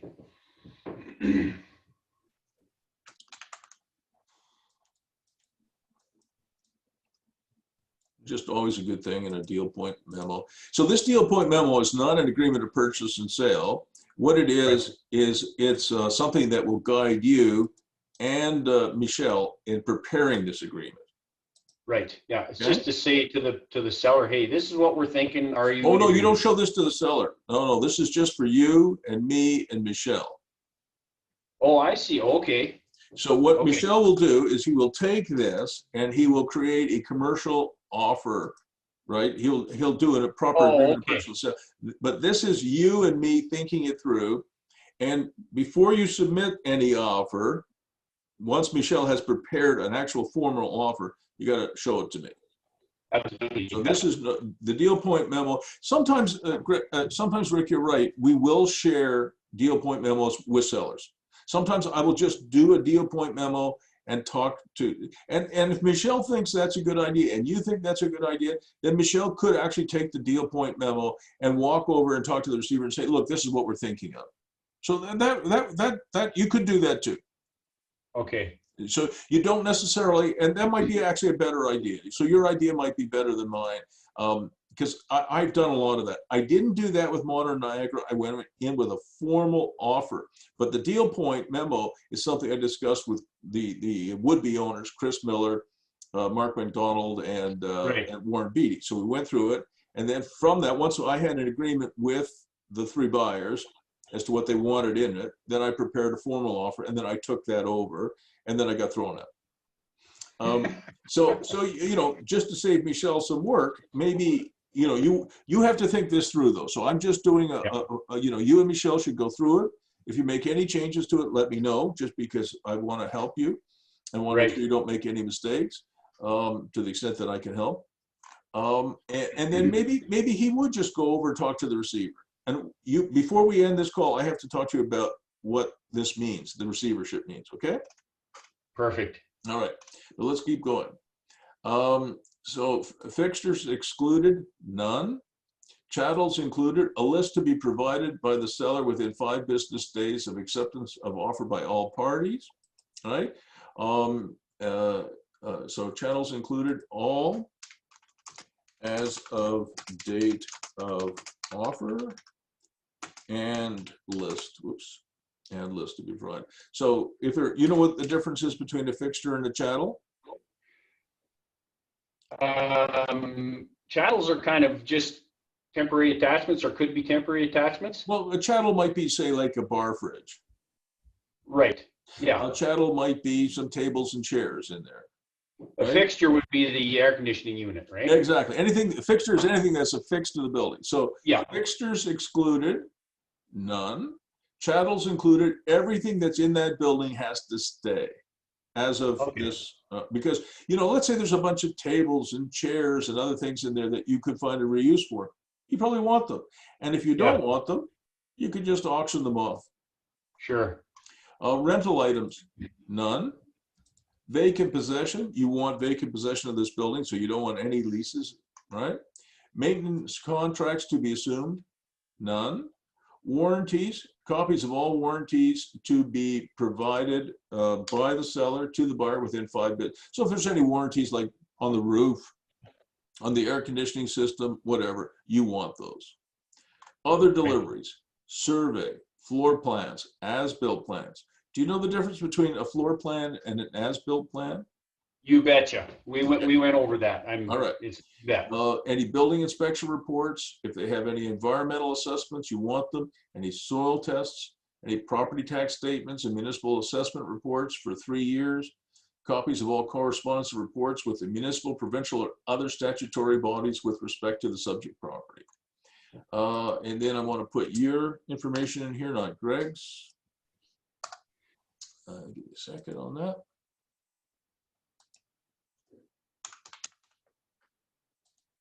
Oh, do not work properly. Great.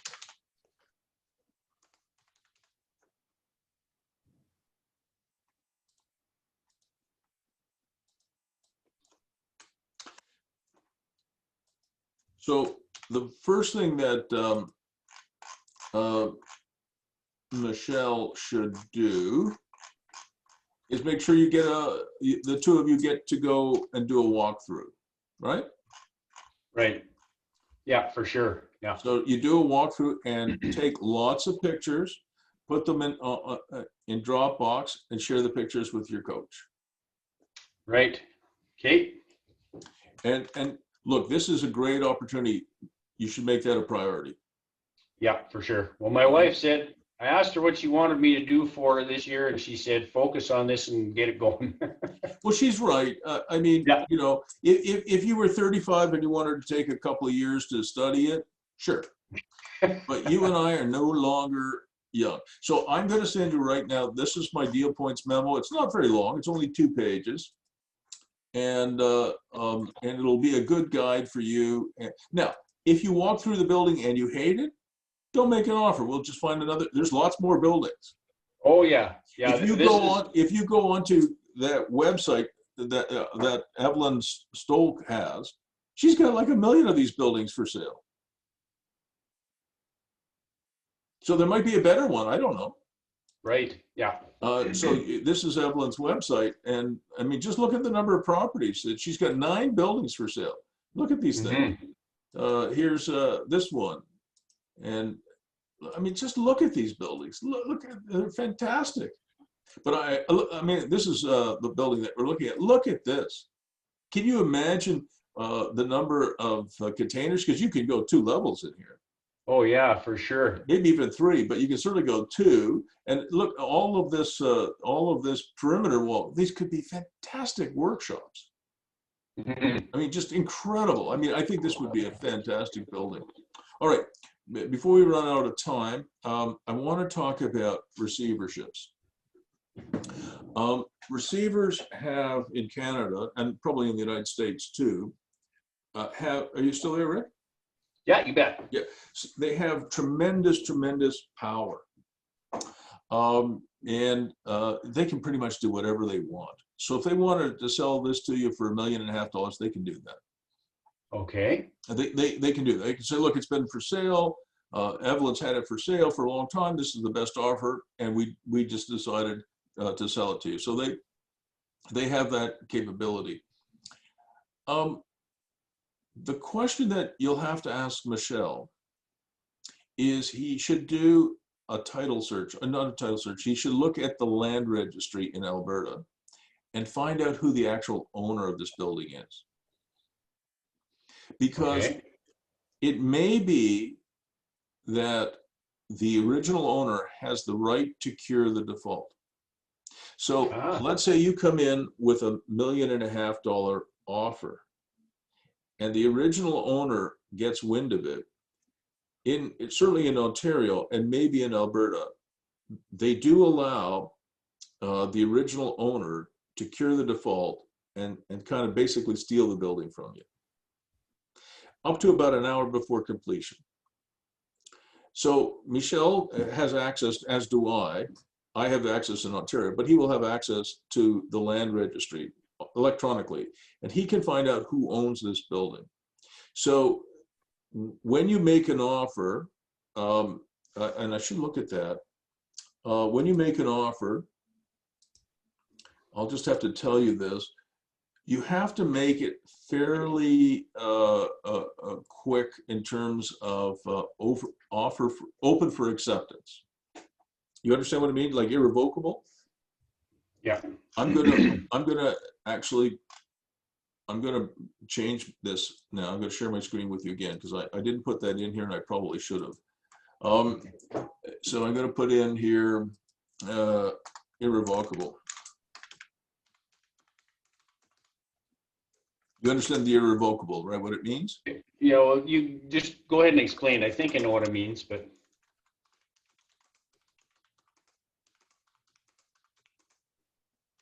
So let's say that you, today's the 13th, let's say you get in there on, would you be able to go maybe Monday or Tuesday?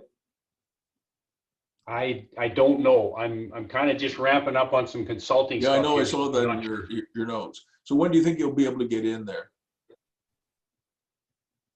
Well, let's put it for the 17th.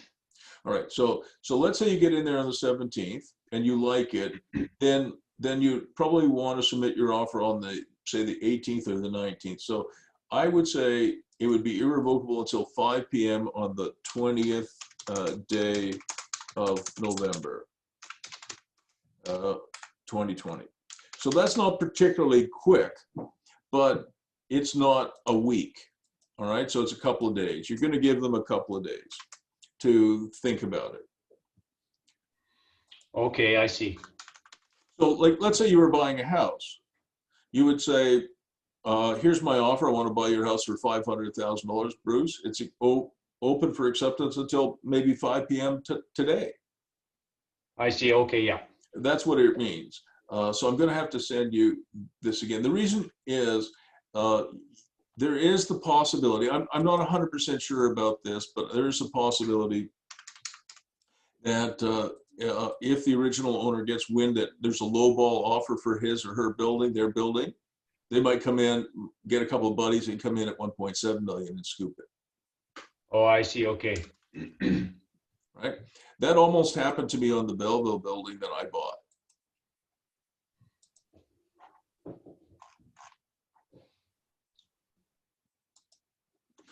So what happened was, I bought that Belleville building. It's about 12,000 square feet for $280,500, right? About 24 bucks a square foot. And right up until the day of closing, in fact, up to about an hour before closing, under power of sale regulation and law in Ontario, the original owner can cure the default and come in and scoop the building. Now, it means he has to pay what I'm paying or more. He has to pay the back property taxes, the back utility bills, the interest, the legal fees, but it was theoretically possible that he could find a couple of buddies and come in and basically yank the carpet out from under me, right? So it's almost kind of like a tax lien scenario. If the owner can make it good. Yeah. All okay. Right. So we got through most of your agenda. Was there anything else that I didn't cover off?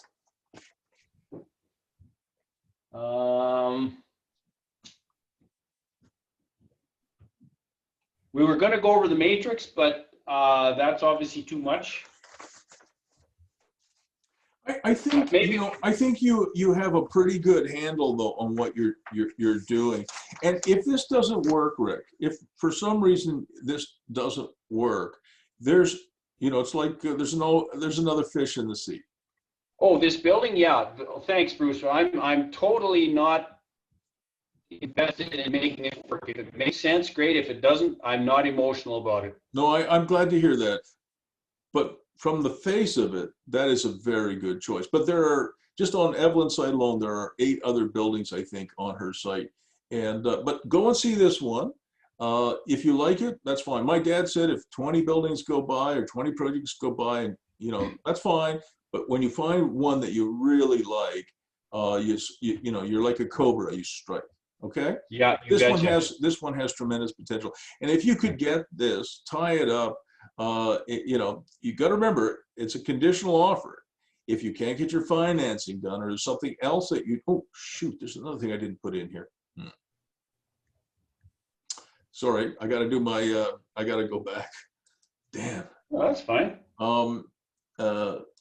I got to go back and something I should have put in there that I forgot.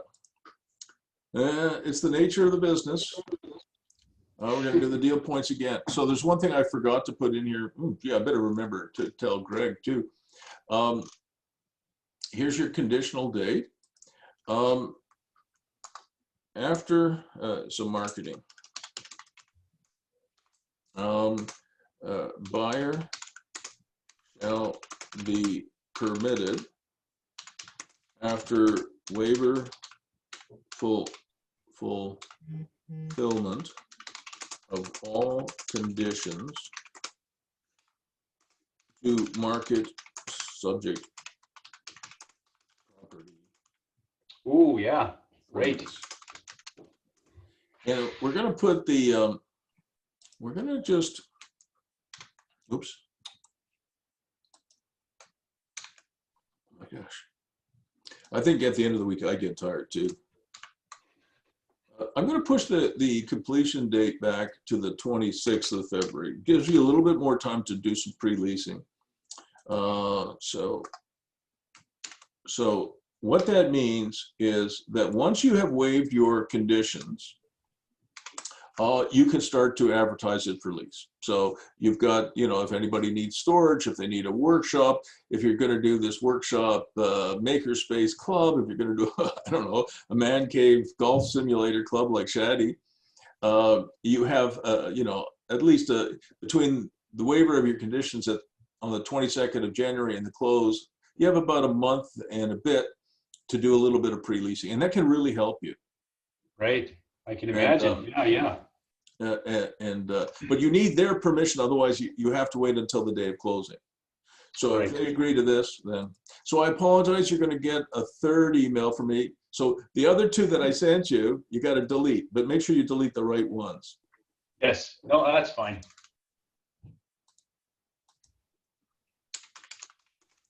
The right one will say again, again, again. Right? That's the title of it. All right. I just screwed it up. That's all. No, So we've done really good. I think we did. We got through most of it, and your property matrix is fine. I mean, in the sense that you really understand this business now. You know, one of the things I know you struggle with is confidence. But if you were screwing up, I would tell you that. I would. You know, coaching is no good if you know, if you're not going to tell your clients when I think you're making a mistake. But you really understand this model. You've grown a lot.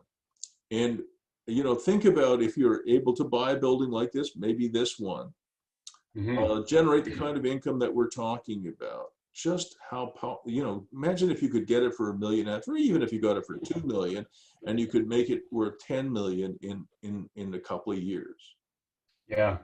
And this, you know, if you think about what Greg is looking at, he's thinking about, you know, he'll be making net operating income of $600,000 or $700,000 a year on one building in Saskatoon.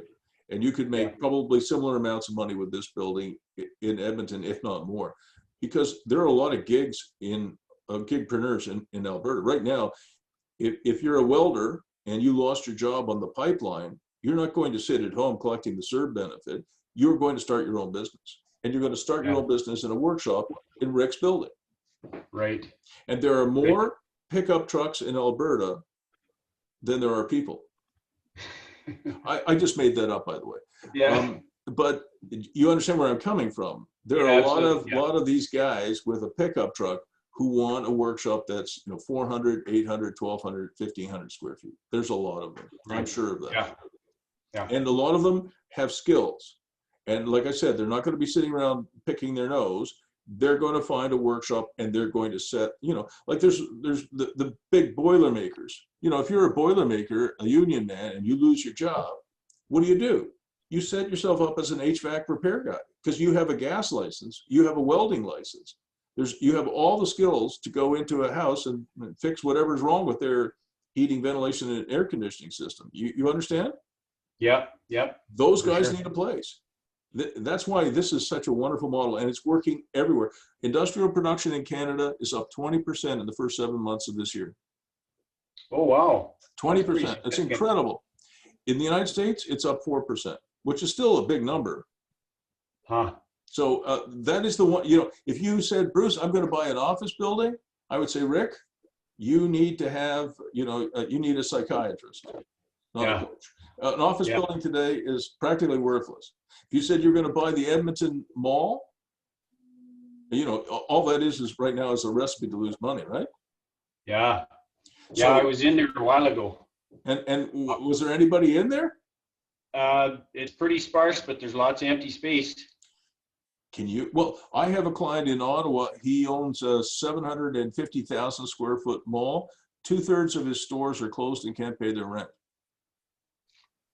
That's terrible. I mean, you know, if that was my building, I would go bankrupt. I mean, there's no way. You know, I mean, I own a number of buildings, residential and commercial, but my commercial stuff is small retail, which is relatively, you know, like a dentist. Right. You know, until the internet can drill your teeth, people still will go to the dentist. Right. You know, I have a physiotherapist in one of my buildings. Again, people need physiotherapy. They need dental work. So the kinds of users I've been renting to, not just because of the pandemic, but before, are the people who are not going to get rubbed out by Amazon. Amazon isn't going to do dentistry. They're not going to, you know, do physiotherapy. They're just not. Right. But if you said to me, Bruce, I'd like to rent one of your stores, and I'm going to put a shoe store in there, I would say no. I wouldn't be doing you a favor. If you said I'm going to put a little hardware store in, I would say no, because you know, Lowe's and Rona and Home Depot, they'll kill you.